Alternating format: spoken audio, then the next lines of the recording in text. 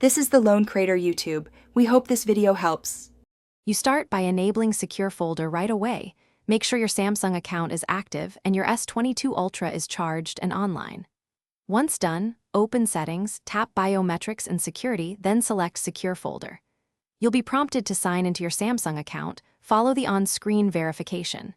You need to choose a lock method: pattern, PIN, password, or biometric, so pick what balances speed and security. This gets the container created and ready for apps and files.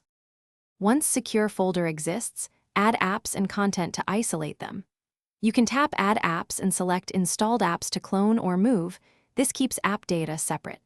Then choose Move Files to import photos, documents, and videos. These copies stay inside the folder.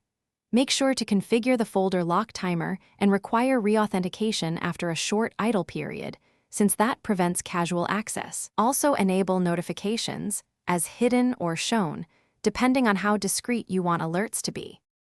To finish, verify backups and permissions so you can restore Secure Folder if you switch phones. Go to Secure Folder Settings, enable backup and restore to Samsung Cloud, and confirm app permissions for camera, files, and contacts.